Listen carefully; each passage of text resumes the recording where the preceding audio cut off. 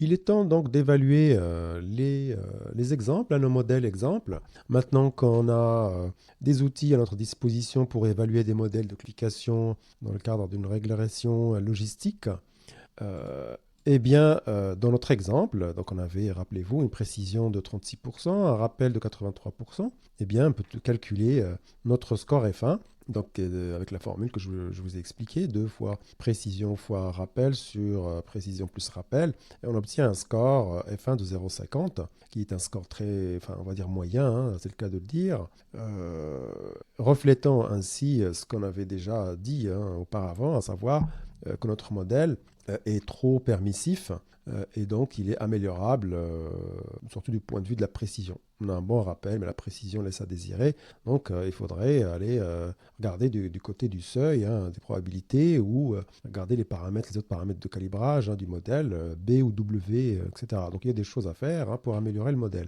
J'ai exprès d'ailleurs fait de prendre de choses pour vous montrer que ces indicateurs-là sont aussi là pour nous guider et puis montrer les axes d'amélioration. Là, ici, on a bien vu que ça pêchait du côté des faux positifs. Donc, pour le deuxième modèle, on a quelque chose quand même qui reste, rappelez-vous, en stand-by. Hein. C'est le fameux algorithme passoire. On a pris un algorithme un peu bizarre, un peu brutal, qui consiste à laisser, à classer en non admis tous les candidats, ce qui n'est pas, bon, c'est pas terrible comme algorithme, évidemment. Mais on avait calculé sa performance à 97%. Hein, à cause de ces histoires de classes déséquilibrées. Hein. On a 30 admis et 970 non admis, on a des classes déséquilibrées, et donc malgré la naïveté de ce modèle, il arrive quand même à prédire beaucoup de choses à 97%, on a dit qu'il y avait un problème.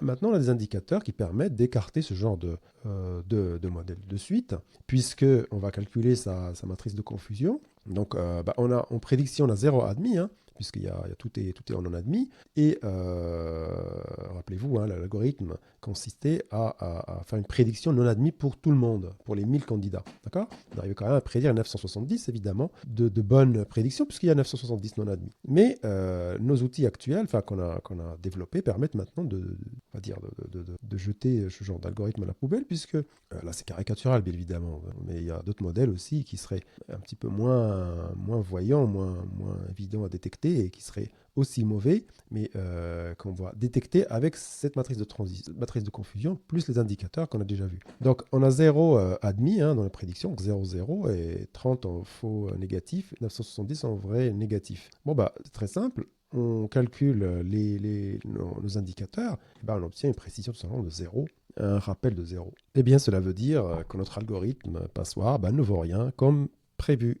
Donc, nous disposons maintenant pour les problématiques de classification avec régression logistique, nous disposons maintenant d'indicateurs ou de métriques, donc comme la précision, donc la matrice de confusion, le rappel, le score F1, c'est autant d'outils à mettre dans votre boîte à outils et à exploiter quand vous aurez à traiter des problématiques de classification, de régression logistique.